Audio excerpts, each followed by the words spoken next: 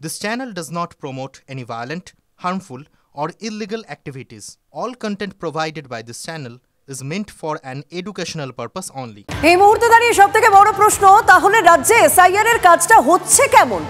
এখনো পর্যন্ত যা আপডেট রয়েছে, ফর্ম বিলের কাজ কিন্তু পুরোপুরি শেষ হয়ে গিয়েছে। গতকাল সন্ধ্যে 6টা পর্যন্ত যদি তথ্য দেখা যায়, 99% এনুমারেশন ফর্ম বিলি করা হয়ে গিয়েছে। ইতিমধ্যে 1 কোটির বেশি ফর্ম অ্যাপে তোলা বা ডিজিটাইজ করা হয়ে গিয়েছে। এখনো পর্যন্ত 2002 এর ভোটার তালিকায় 1.5 কোটি মানুষের তথ্য মিলে গিয়েছে। প্রায় 1.5 কোটি মানুষের নাম ম্যাপিংয়ে মিলে গিয়েছে। কমিশনের নিজস্ব ডেটায় এই তথ্যই পাওয়া যাচ্ছে। এটা আমাদের বাংলার পরিসংখ্যান দিলাম আপনাদেরকে। যে কথাটা বলছিলাম যে 99% ফর্ম বিলির কাজ শেষ হয়ে গিয়েছে এবং এখনো পর্যন্ত 2002 যে সমস্ত তালিকা রয়েছে সেই তালিকায় 1.5 কোটি মানুষের নাম উঠে গিয়েছে। তবে একটা বিষয় বলতে পারি যে দ্রুত গতিতে এসআইআর এর যে কাজ হচ্ছে তারই কিন্তু রাজনীতি শুরু হয়ে গিয়েছে। বিএলওদের উপর প্রবল চাপ দিয়ে কাজ করাচ্ছে কমিশন। এসআইআর প্রক্রিয়ার জন্য 3 মাস যথেষ্ট নয় দাবি শাসক দলের। মানুষ স্বতঃস্ফূর্ত হয়ে এসআইআর প্রক্রিয়ায় অংশ নিচ্ছে, পাল্টা দাবি করছে বিজেপি। তথ্য দিয়ে ইলেকশন কমিশনে করবে। তৃণমূল কাंग्रेस তো বাইরে এসআইআর করনে नहीं दूंगी, লড়াই होगा, ये होगा, सब বলেছে। আন্দোলন পুরা আন্দোলন होगा, হাফ টাপ বলেনি। মমতা ব্যানার্জি নিজে বলেছেন 21 জুলাই যে पूरा घेराव हो जाएगा।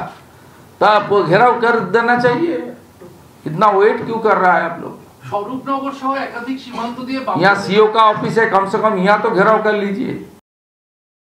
ফর্ম বিলি করা এবং আমাদের দেশের কাঠামোয় সেটাকে ফিল আপ করে আবার ডিজিটালি আপলোড করা, এটা এই ব্যাপারটা খুব সহজ নয়। আপনারা যে কোনো ক্যাম্পে যান না তৃণমূলের, দেখবেন সেখানে মানুষের ভিড় এবং কত রকম প্রশ্ন আছে। তো সেটা তৃণমূলের ক্যাম্পে তৃণমূলের যিনি বুথ ওয়ার্কার তিনি শুনতে পাচ্ছেন, আর জাতীয় নির্বাচন কমিশনের কর্তারা শুনতে পাচ্ছেন না যে মানুষের কত রকম প্রশ্ন, কত রকম বিভ্রান্তি, যা সদুত্তর এখনো পর্যন্ত জাতীয় নির্বাচন কমিশন মানুষকে বোঝাতে পারছে না। দেখুন, কয়েকদিন আগে মানে গত সপ্তাহের শেষের দিকে পার্থ চট্টোপাধ্যায় তার জেল মুক্তি হয়েছে, তিনি জামিন পেয়েছেন। আর এবার জামিন পেলেন আরও একজন অভিযুক্ত নিয়োগ দুর্নীতি মামলায়, কল্যাণময় গঙ্গোপাধ্যায়, মধ্যশিক্ষা পর্ষদের প্রাক্তন সভাপতি। আজকে তিনি জামিন পেয়েছেন। নিঃসন্দেহে এটা একটা বড় খবর। রাজনৈতিক চর্চা শুরু হয়ে গেছে, রাজনৈতিক চর্চা চলবেও, কিন্তু কোর্টের ভিতরে যুক্তি কি ছিল শ্রাবন্তীর কাছ থেকে জানবো। শ্রাবন্তী, কল্যাণময় গঙ্গোপাধ্যায় যখন ধরা পড়েন সে সময় তার সময় যারা দুর্নীতি করেছিল তাদের প্রত্যেকের জামিন হয়ে যায়। ইডির মামলায় ইতিমধ্যে জামিন পেয়েছেন কল্যাণময়। এবার সিবিআই এর যে মামলা ছিল সেখানে সিবিআই কে প্রশ্ন করা হয় আর কেন কল্যাণময়কে গ্রেফতার করে রাখা হয়। সেই প্রশ্নের উত্তরে বেশ কিছু শাস্তির কথা জানায় সিবিআই। সেখানে সন্তুষ্ট হতে পারেনি বিচারপতি কৃষ্ণকান্ত দাসের বক্তব্য। তিনি শহর ছাড়ছেন না, ফলে বিচারের সময় তাকে জিজ্ঞাসাবাদ করা যেতে হবে। সেই বিষয়টার উপরে নির্ভর করে ধন্যবাদ। বেল পাওয়ার অর্থ অভিযোগ মুক্ত হয়ে যাওয়া নয়, কিন্তু কল্যাণময় গঙ্গোপাধ্যায় কিংবা পার্থ চট্টোপাধ্যায় এই প্রাতিষ্ঠানিক দুর্নীতিকে শুধু সংগঠিত করেছিল এটা পশ্চিমবঙ্গের কোনো মানুষ বিশ্বাস করে না। এই দুর্নীতি প্রাতিষ্ঠানিক দুর্নীতি, তৃণমূলের সর্বোচ্চ নেতৃবৃন্দের দুর্নীতি, তৃণমূলের সর্বোচ্চ নেতৃবৃন্দের সংঘবদ্ধভাবে তাদের জ্ঞাতসারে, তাদের অনুমোদনে, অনুপ্রেরণায় এই দুর্নীতি সংগঠিত হয়েছিল। ফিরহাদ হাকিম প্রথমে বলেছিলেন যে এটা পার্থদার একার ভুল নয়, যদি কোনো দোষ ত্রুটি হয়ে থাকে সেটা আমাদের সকলের কালেকটিভ রেসপন্সিবিলিটির কথা বলেছিলেন। আইনের বিষয়, যদি কেউ জামিন পেয়ে থাকেন তার মানে তার আইনজীবীরা যে জামিন চেয়ে যে বক্তব্য রেখেছিলেন বা যে আবেদন পেশ করেছিলেন আদালত মঞ্জুর করেছে। এখানে রাজনৈতিক মন্তব্য করবো কেন? অ্যাবসলিউটলি আইনের বিষয় এবং কোর্টের বিষয়। আর এবার এসএসসি কে দাগিদের পূর্ণাঙ্গ তালিকা প্রকাশের নির্দেশ দেওয়া হয়েছে এবং শুধুমাত্র তাই নয়, দাগিদের পাশাপাশি অভিভাবকদেরও তাদেরও তালিকা প্রকাশের নির্দেশ হাইকোর্টের। কোনো দাগি ইন্টারভিউ প্রক্রিয়ায় অংশ নিতে পারবেন না।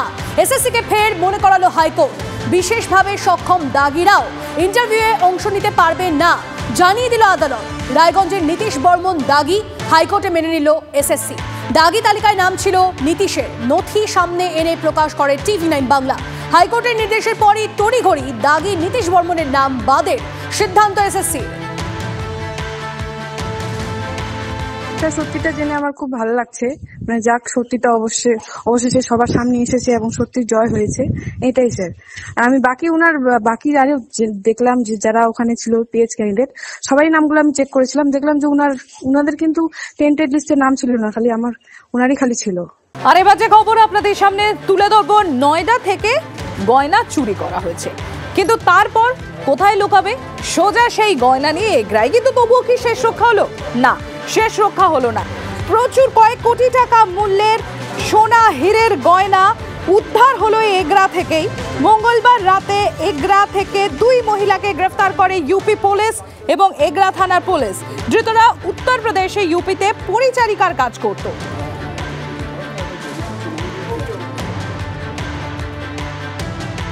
ये चोरी का सामान चोरी किया है इन्होंने, चोरी का सामान बरामद हुआ है। कहाँ से चोरी हुआ था सर? नोएडा से। এই মুহূর্তে একটা খবর আসছে, নিউ টাউনে ভয়াবহ অগ্নিকাণ্ড। নিউ টাউনের ওয়েস্টিন হোটেলের একদম পাশেই ভয়াবহ অগ্নিকাণ্ড বলে খবর পাওয়া যাচ্ছে। বিধ্বংসী আগুন, লোহা কাটার কাজ চলাকালীন আগুন লাগে বলে প্রাথমিক অনুমান। প্রচুর দাহ্য পদার্থ থাকায় দ্রুত ছড়িয়ে পড়ে আগুন। কালো ধোঁয়ায় ঢেকে যায় গোটা এলাকা। দমকলের 2টি ইঞ্জিনের চেষ্টায় নিয়ন্ত্রণে আসে আগুন। যে ছবি আপনারা দেখছেন, দমকলের 2টি ইঞ্জিনের চেষ্টায় আগুন নিয়ন্ত্রণে আসে। তবে নিউ টাউনের ওয়েস্টিন হোটেলের পাশেই ভয়াবহ অগ্নিকাণ্ড।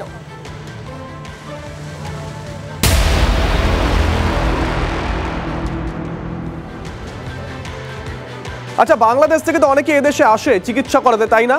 কিন্তু এমন শুনেছেন চিকিৎসা করাতে 20 বছর ধরে এদেশে রয়েছে। আজকে হাকিমপুর সীমান্তে যখন আমাদের সহকর্মী পৌঁছে গেছিলেন, একজনকে জিজ্ঞাসা করেন কত বছর ধরে আপনি এখানে রয়েছেন, তিনি বলছেন 20 বছর ধরে।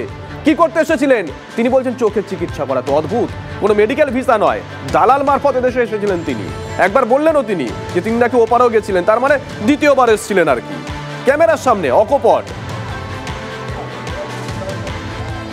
দৃষ্টিহীন কবে এসেছিল ছেলে? আমরা অনেক দিন এসেছি। কতদিন? 20 বছর। 20 বছর ভারতে? তাহলে তো আপনার ভোটার কার্ড, আধার কার্ড আছে? আমাদের কিছু নেই। লক্ষ্মীর ভান্ডার কিচ্ছু নেই আমাদের। কেন দেয়নি? আমাদের ডকুমেন্টস না থাকলে কি করে দেবে? ডকুমেন্টস না থাকলে লক্ষ্মী ভান্ডার আবার কে দেবে? আপনার জন্ম কোথায়? আমার জন্ম বাংলাদেশে। আমার চোখের ডাক্তার দেখানোর জন্য এখানে আসা হয়েছিল। 20 বছর ধরে আছেন বলছেন? হ্যাঁ। 20 বছর ধরে আপনার ছেলে রয়েছেন চোখের ডাক্তার দেখাতে? আমরা এসেছিলাম, ডাক্তার দেখাইছি, এই ডাক্তার ওই ডাক্তার পাল্টাপাল্টি করে বয়সে 20 বছর লেগে গেছে। হ্যাঁ, তা সুরাইয়ার যেতে পারিনি, বয়সে এখন বর্ডার খুলে দিয়েছে, তাই বাড়ি যাচ্ছে। 20 বছর ধরে এই ডাক্তার ও ডাক্তার হচ্ছে? ডাক্তার দেখাইছে আর এই জায়গায় এমনি থাকছিল, ওর বাবা কাজ করছিল। কি কাজ করে? ও যখন যা পায়, জোগাড়ের কাজ, রঙের কাজ, জোগাড়ের রঙের। কোথায় সেটা? ডানকুনি। আপনার ডানকুনিতে থাকতেন? কি বাড়ি ভাড়া নাকি? না, ভাড়া বাড়ি থাকতাম। এখানে 20 বছর আগে আসছিলেন কি করে? সুরাইয়ার ছিল লোক যেরকম আছে, আমরা এরকম ছিলাম। দালাল ধরে? হ্যাঁ। 20 বছর তো নিশ্চয়ই অনেকবার বাংলাদেশ গেছে? আমরা যাইনি। কেন? আত্মীয় স্বজন আছে তো? আছে, একবার গেছিলাম, চলে এসেছিলাম। কি করে গেলেন, কি করে আসলেন? ওইরকমই গেছি, এসছি, আর বলতে পারছি। দালাল ধরে বর্ডার পার করে? আচ্ছা দিদি, এখানে আপনার রেশন কার্ড হয়েছিল? কোনো কার্ডই নেই আমাদের। কেউ করে দেয়নি? আবেদন করেছিলেন? না, আমরা কি করতে করবো? আমরা বাংলাদেশের লোক, বাংলাদেশ ফিরত যাওয়ার কার্ড করে কি করবো? অসুস্থ হলে হাসপাতালে যেতেন না? হ্যাঁ, হাসপাতাল তেমনি ওষুধ আনতাম, কিনে খেতাম। তখন আপনার ওখানে তো নাম লিখতে হতো? তার নাম লিখছি। অদ্ভুত দাবি। 20 বছর ধরে বলছেন ভারতে রয়েছে, ছেলের চোখের সমস্যার জন্য ডাক্তার দেখাতে এসেছিলেন নাকি 20 বছর ধরে। 20 বছর ধরে এই ডাক্তার ওই ডাক্তার ঘুরেও ডাক্তার পাওয়া যায়নি, ফলে এই দেশেই থেকে গিয়েছেন এবং তাদের দাবি তাদের কোনো ভারতীয় নাগরিকত্বের পরিচয় নেই। এবং এপিক নম্বর 1 ভোটার, তার নাম এক, বাবার নাম সেখানেও একই রকম মিল। খুব অদ্ভুত না? তাহলে পার্থক্যটা কোথায়? পার্থক্য শুধু ছবি আর বাড়ির ঠিকানা। আর ঠিক এখানেই অবাক হওয়ার মতো ঘটনা। বরিশাল সুব্রত মিশ্র এনুমারেশন ফর্ম তুলল সোনারপুরের সুব্রত। নাম এপিক নম্বর 1, শুধু বদলে গেল ছবি আর বাড়ির ঠিকানা। এক এপিকে 2 ভোটারের বাবার নামও এক।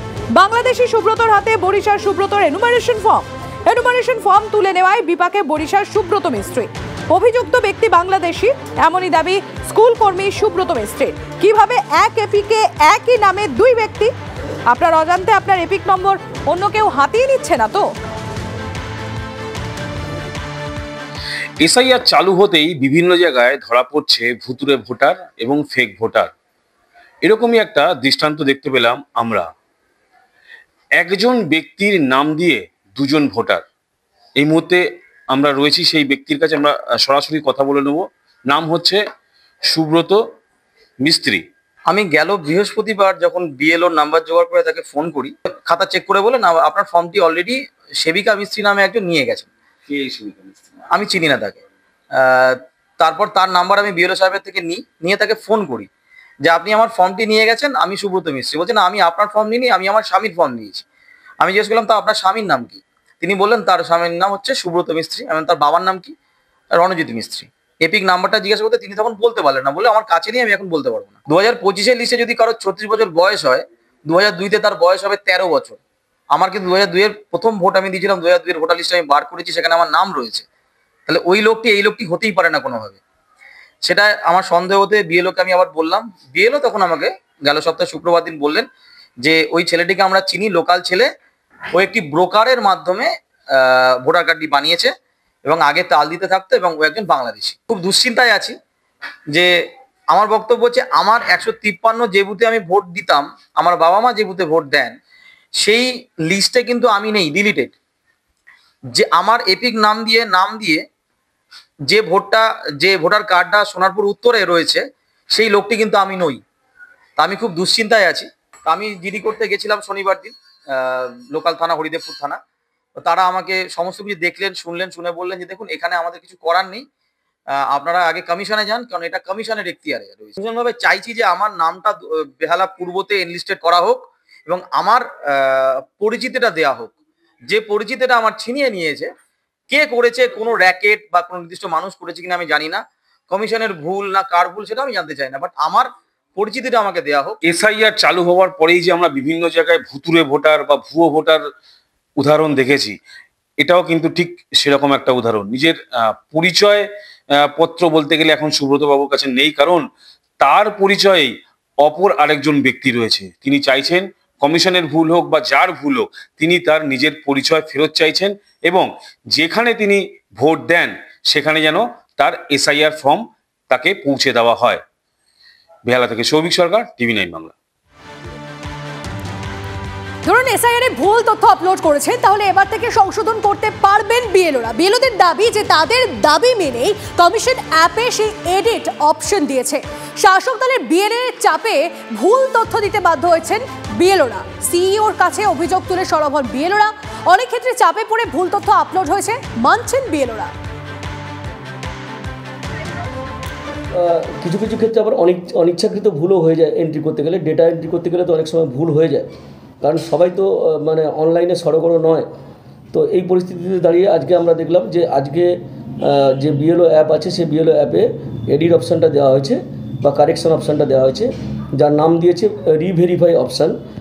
আশা করি এর ফলে যারা ভুল এন্ট্রি করেছেন বিএলওরা আর কি, তাদের উপর থেকে অনেকটাই চাপ কমবে। কারণ হচ্ছে যে শাসক দলের চাপে যে ভুল এন্ট্রি করতে বাধ্য হয়েছিল বা এই ডেড ভোটারদের ডেট না দেখিয়ে জীবিত দেখানো বা শিফটেড ভোটারদের দেখিয়ে দেওয়ার যে চেষ্টা হচ্ছিল আর কি, সেটা অনেকটা রুখে দেওয়া যাবে বলে আমরা মনে করি। এবার এই মুহূর্তে একটা চটজলদি আপডেট নিয়ে নেব যে রাজ্যে আজ সন্ধ্যে 6টা অবধি ঠিক কত এনুমারেশন ফর্ম বিলি হয়েছে। আমাদের প্রতিনিধি শ্রাবন্তী আমাদের সঙ্গে রয়েছেন। শ্রাবন্তী, দেখো রাজ্যে এখনো পর্যন্ত 5 ভোটার রয়েছে আর মাত্র 2 লাখ ফর্ম বাকি রয়েছে। বাকি সমস্ত ফর্মই বিলি করা সম্ভব হয়েছে, অর্থাৎ 763 লক্ষ এনুমারেশন ফর্মগুলি সম্ভব হয়েছে এবং 1 কোটিরও উপরে ডিজিটাইজ হয়ে গেছে। অর্থাৎ ফর্ম এনে সেগুলি ডিজিটাইজ করে দেওয়া সম্ভব হয়েছে বিএলওদের পক্ষ থেকে। যেটা নিয়ে এত বিতর্ক হচ্ছিল যে আদৌ এসআইআর এ রাজ্যে কতখানি সম্ভব হবে ইত্যাদি, সেগুলো কিন্তু অনেকটাই পিছিয়ে রেখে কমিশন এই ফর্ম বিলির মাধ্যমে স্পষ্ট করেছে যে তারা অনেকটাই এগিয়ে গেছে অন্যান্য রাজ্যে। বেশ ধন্যবাদ। বিএলও যেটা খুব আছে, ও তো ইয়ারও সঙ্গে যোগাযোগে আছেন, ইয়ারও সঙ্গে বিডিও সঙ্গে যোগাযোগ আছেন। এখানে কোনো আলোচনা হয়নি, নাহলে না কোনো ইস্যু করে রেজ করেছে। কোনো চ্যালেঞ্জ নেই, সব কাজ ঠিক চলছে। আর এখানে লোক বলে স্পিড পড়বে, ভালো কাজ চলছে। এক মহিলা বিএলও আত্মহত্যা করেছেন গাড়ি চাপে বলে। কোথায় করেছেন? মালবাজার। আমি শুনিনি, এখন দেখে নেব।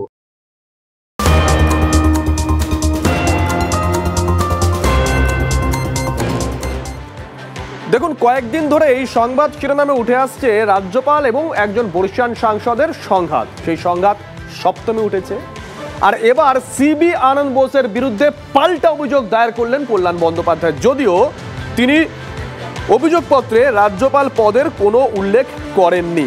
দুধে আইনজীবী তো, পুরো বিষয়গুলো তিনি জানেন। বোসের বিরুদ্ধে নিজের পদের অপব্যবহার, রাজ্যে অস্থিরতা তৈরির চেষ্টা, রাজভবন থেকে রাজনৈতিক দলের হয়ে কাজ করা সহ একাধিক অভিযোগ করেন কল্যাণবাবু।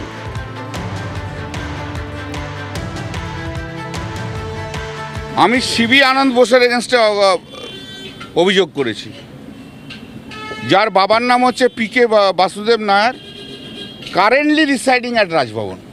অভিযোগগুলো হচ্ছে ইন্টেনশনালি, উইলফুলি, ডেলিবারেটলি, পারপাসফুলি কতগুলো স্টেটমেন্ট করেছেন to excite rebellion and subversive activities.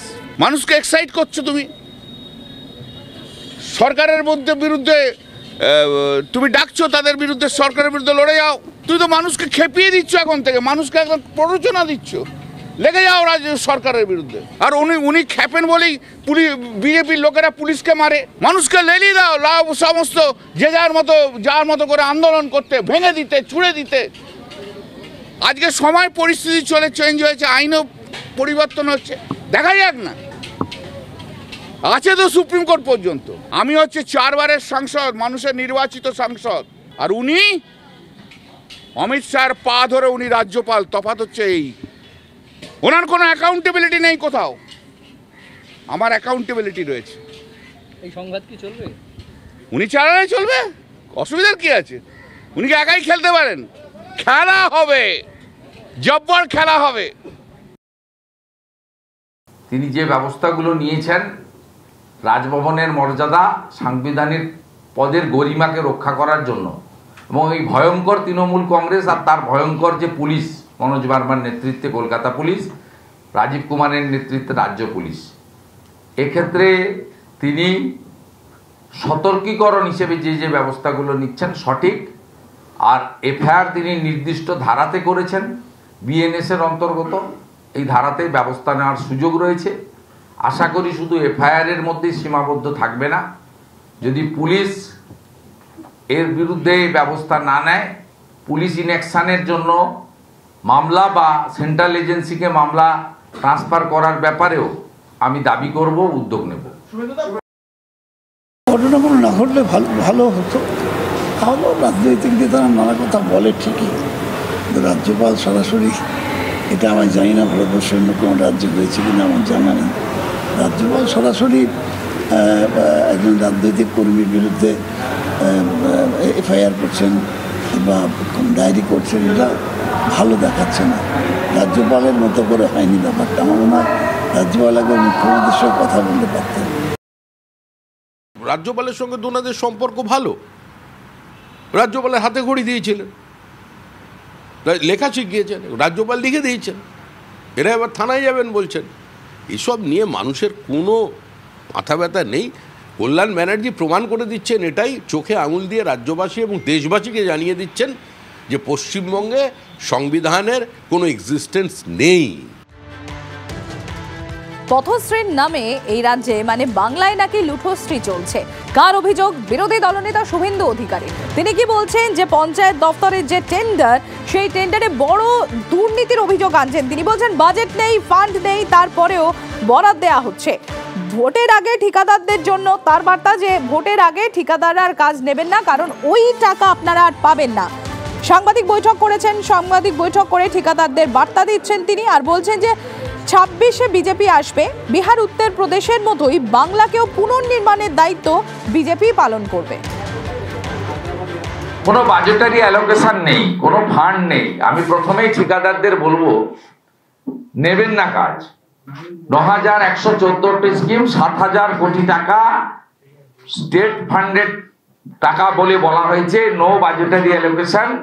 এই ভুয়া কাজের 7% 8% কমিশন দিয়ে যে কাজগুলো আপনারা নিচ্ছেন, অ্যাডভান্স টাকা নিয়ে নিচ্ছে আগে, এর পেমেন্ট কিন্তু আপনি পাবেন না। আমি প্রথমেই আপনাদের এটা বলে রাখলাম, অনুরোধ করে, উইথ ফোল্ডেড হ্যান্ড। ও অনেকদিন সরকারে ছিল 21 সাল পর্যন্ত, তাহলে কি ওই এই যেটা উনি বলছেন সেটা কি উনি করতেন? এই প্রশ্নটা ওনার কাছে আমার রয়েছে। উনি তৃণমূল কংগ্রেস করতেন, এমপি ছিলেন, তারপরে মিনিস্ট্রিতে অনেক দিন ছিলেন, তো এইটা কি উনি করতেন? তো উনি জানলেন কি করে? এদিকে বরাক পেতে ঠিকাদারদের পকেট কাটছে তৃণমূল, অভিযোগ তো তেমনই আসছে। ঠিকাদারদের কমিশনের যে কাটমানি সেটা যাচ্ছে কোথায়? যে অভিযোগ সামনে আসছে, তৃণমূলের নির্বাচনী তহবিলই যাচ্ছে। বিস্ফোরক অভিযোগ শুভেন্দু অধিকারী, ইতিমধ্যেই কাটমানির 300 কোটি টাকা গেছে তৃণমূলের নির্বাচনী তহবিলে। বিস্ফোরক অভিযোগ বিরোধী দলনেতা। আমাদের কাছে 3 জায়গা থেকে স্পেসিফিক ইনফরমেশন আছে। ম্যাকিন্টনস বার্নের হয়ে এবং অ্যাগ্রোর হয়ে 7 থেকে 8% টাকা কালেকশন করছেন এবং এই টাকার 4% সরাসরি তৃণমূল কংগ্রেসের নির্বাচনী তহবিলে ক্যামাক স্ট্রিটের নিয়ন্ত্রণে, পরিচালনায়, নির্দেশনায় পাঠানো হচ্ছে। ইতিমধ্যে অনেকে টাকা দিয়ে ফেলেছেন। 4% টাকা করে তৃণমূল কংগ্রেসের নির্বাচনী তহবিলে দিতে হচ্ছে অ্যাপ্রক্স 300 কোটি টাকা। উঠছে 500 কোটি টাকা, বাকিটা এদের অন্যরা খাচ্ছেন। শুভেন্দু আবার মন্ত্রী হতে চাইছে, ও মমতাদির কাছে আবেদন করুক না, পায়ে ধরে ক্ষমা চাক না। মমতাদি তো অনেককে ক্ষমা করেছেন, ওকে করবেন কিনা আমি জানি না। ওর যদি আবার এই মন্ত্রী হওয়ার ইচ্ছা হয়, কারণ ঠিকাদাররা কাজ পাবেন কি পাবেন না, টেন্ডার হবে কি হবে না, ফাইন্যান্সিয়াল অ্যালোকেশন হবে কি হবে না, সেটা সম্পূর্ণভাবে নিয়ন্ত্রণ করেন অর্থ দপ্তর রাজ্যে। তো শুভেন্দুর যদি ইচ্ছে হয়, ও আরেকবার গান গাক না, আমার একটু জায়গা দাও মায়ের মন্দিরে বসি, সে মা ঠিক করবেন সে কুলাঙ্গার জায়গা পাবে কি পাবে না। আর এই মুহূর্তে একটা বড় খবর আসছে, আপনাদেরকে জানিয়ে রাখি, দক্ষিণ 24 পরগনার বিষ্ণুপুরে ভয়াবহ আগুন, কারখানায় ভয়াবহ আগুন লেগেছে বলে খবর পাওয়া যাচ্ছে। এই মুহূর্তে একটা ছবি আসছে, সেই ছবি আসছে বিগ বলে দেখাচ্ছে আপনাদেরকে, যে ছবি এই মুহূর্তে আপনারা দেখছেন সন্ধ্যা সুপার প্রাইম টাইমে। এই মুহূর্তে যে ছবি আপনারা দেখছেন, ভয়াবহ ছবি, পুরো আগুন লেগে গেছে, পুরো অগ্নিদগ্ধ পরিস্থিতি এই মুহূর্তে দেখতে পাচ্ছেন। আগুনে জ্বলছে পুরো একটা কারখানা। আমরা এই মুহূর্তে কথা বলবো আমাদের প্রতিনিধি সৌভিক আমাদের সঙ্গে রয়েছে। সৌভিক, ঠিক কি পরিস্থিতি এই মুহূর্তে? কটা দমকল এখন অব্দি গিয়ে পৌঁছেছে? দমকলের এখন অব্দি কটা ইঞ্জিন সেখান থেকে পৌঁছেছে? কি অবস্থা? দেখো, ইতিমধ্যেই কিন্তু ইঞ্জিন 2 থেকে 4টে হয়েছে বেড়ে, এবং তোমাকে জানিয়ে রাখি দক্ষিণ 24 পরগনার বিষ্ণুপুর ভাষা Paharpur cooling tower private limited company, এই কোম্পানির মধ্যেই কিন্তু আগুন লেগে যায়। এবং যেটা স্থানীয় সূত্র এবং কারখানার সূত্র থেকে যেটা জানা যাচ্ছে সেটা হচ্ছে যে ঠিক বিকেল 5টার সময় যখন কারখানা বন্ধ হয়ে যায়, তারপরেই কিন্তু এই শর্ট সার্কিটের ঘটনা ঘটে, এমনটাই কারখানা যারা শ্রমিক তারা বলছে। এবং যেহেতু এখানে প্লাস্টিক তৈরি জিনিস বা প্লাস্টিকের সমস্ত জিনিসপত্র তৈরি হতো, তার জন্য প্রচুর পরিমাণে প্লাস্টিক মজুদ ছিল এবং সেগুলো প্রত্যেকটাই দাহ্য পদার্থ। এবং এই আগুন কিন্তু সঙ্গে সঙ্গে ছড়িয়ে পড়ে, যেহেতু প্লাস্টিক থাকার কারণে 45-50 মিনিট হয়ে গেছে, এখনো পর্যন্ত কিন্তু আগুন নিয়ন্ত্রণে আনা যায়নি। প্রথম অবস্থায় 2টি ইঞ্জিন, পরবর্তীকালে 4টি ইঞ্জিন বাড়ানো হয়। তবে প্রাথমিক অনুমান শর্ট সার্কিট থেকে আগুন। সঙ্গে থাকো একটু, আরো একবার এই ভয়াবহতা আপনাদেরকে বড় করে দেখাই বিগ বলে। এই মুহূর্তে ছবিটা দেখুন আরো একবার। এই মুহূর্তে ছবিটা দেখছেন, কারখানা, একটা প্লাস্টিক থাকায়, দাহ্য পদার্থ থাকায়, যেমনটা আমাদের প্রতিনিধি জানাচ্ছিলেন, দাউ দাউ করে আগুন জ্বলছে, গোটা কারখানায় আগুন লেগে গেছে। ভয়ঙ্কর পরিস্থিতি। এই মুহূর্তে 2 থেকে 4টে ইঞ্জিন সেখানে এসেছে এবং সেই আগুন নেভানোর কাজ চলছে। যদিও বেগ পেতে হচ্ছে দমকল কর্মীদের, কারণ দাহ্য পদার্থ ছিল, প্লাস্টিক ছিল সেই কারখানা, এখনো জানা যাচ্ছে। ছবিটা দেখুন কতটা ভয়াবহ পরিস্থিতি। একটা কারখানা দাউ দাউ করে জ্বলছে, কারণ সেখানে প্রচুর দাহ্য পদার্থ ছিল, এমনটাই জানা যাচ্ছে। এই মুহূর্তে ছবি দেখছেন TV9 বাংলায় এক্সক্লুসিভলি।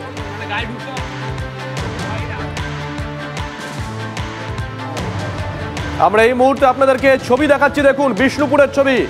বিষ্ণুপুরের কারখানায় ভয়াবহ আগুন, ভয়ঙ্কর ছবি, ভয়ঙ্কর ছবি। আগুনের লেলিহান শিখা গ্রাস করেছে গোটা এলাকা।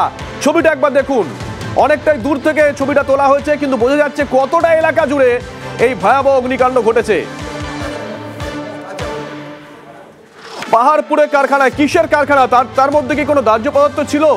এলাকাটা কেমন? সৌভিকের কাছ থেকে জানবো। সৌভিক, দেখো, তোমাকে জানিয়ে রাখি এই যে কারখানাটি, এই কারখানাটির মধ্যে কিন্তু প্লাস্টিকের বিভিন্ন রকম জিনিসপত্র তৈরি হয় এবং প্লাস্টিকের জিনিসপত্র তৈরি করতে গেলে যে মেটেরিয়ালস লাগে সেগুলো কিন্তু প্লাস্টিক, এবং যেহেতু দাহ্য পদার্থ তার জন্য কিন্তু সেই আগুন ছড়িয়ে পড়ে। যদিও আশেপাশে আরো বেশ কয়েকটা কোম্পানি রয়েছে, সেই কোম্পানির দিকে আগুন ছড়ানোর অতটা সম্ভাবনা নেই, কিন্তু প্লাস্টিক যেখানে মজুদ রয়েছে সেই জায়গাটা পুরো জ্বলছে। তার জন্য যে দমকল কর্মী তাদের কিন্তু বেগ পেতে হচ্ছে। প্রথম অবস্থায় দুটো ইঞ্জিন আসে, পরবর্তীকালে ইঞ্জিন বাড়ানো হয়। প্রায় 50 মিনিট হয়ে গেছে, এখনো কিন্তু আগুন নেভানোর কাজ করছে। তবে আগুন ছড়িয়ে যাওয়ার অর্থাৎ আশেপাশে কোম্পানিতে ছড়ানোর কোনো সম্ভাবনা নেই। যেটুকু জায়গায় আগুনটা লেগেছে সেটাকেই অ্যারেস্ট করা গেছে, এবং যেহেতু ভিতরে প্রচুর পরিমাণে প্লাস্টিক দাহ্য রয়েছে সেই জায়গাটাই কিন্তু আগুন নেভাতে বেগ পেতে হচ্ছে দমকল কর্মীদের। একেবারে এই মুহূর্তে বড় খবর আপনারা দেখছেন, দাউ দাউ করে জ্বলছে বিষ্ণুপুরে পাহাড়পুরের কারখানা। সৌভিকও রয়েছেন আমার সঙ্গে। আমি সৌভিক, একটা বিষয় একটু জানতে চাইবো, তুমি যেটা একটু আগেই তুলে ধরছিলে যে এটা প্লাস্টিকের কারখানা, মূলত এখানে অতি দাহ্য পদার্থ মজুত রয়েছে। এই ধরনের ক্ষেত্রে আগুন অ্যারেস্ট করার জন্য সাধারণত ফায়ার ব্রিগেড তারা একটা বিশেষ ধরনের ফোমের ব্যবহার করে। এক্ষেত্রে এই আগুন অ্যারেস্ট করার জন্য কি সেই ধরনের কোনো ফোমের প্রয়োগ করা হয়েছে, না এখনো পর্যন্ত জল দিয়েই আগুন নেভানোর কাজ চলছে? সৌভিক, না এখনো পর্যন্ত দেখো জল দিয়েই আগুন নেভানোর কাজ চলছে, এবং যখন এই কারখানায় আগুন লাগে মানে এখন থেকে ধরো 50 মিনিট বা 1 ঘন্টা আগে, সেই সময় মানে কোম্পানির ভিতরে অগ্নি নির্বাপক কি ব্যবস্থা ছিল সেটা এখনো পরিষ্কার নয়। তবে যেহেতু প্লাস্টিক, তাই জন্য আগুন খুব দ্রুত ছড়িয়ে পড়ে। এখনো জলের উপরই ভরসা রেখেছে ফায়ার ব্রিগেড। নজর রাখো সৌভিক, আপাতত তোমাকে ধন্যবাদ।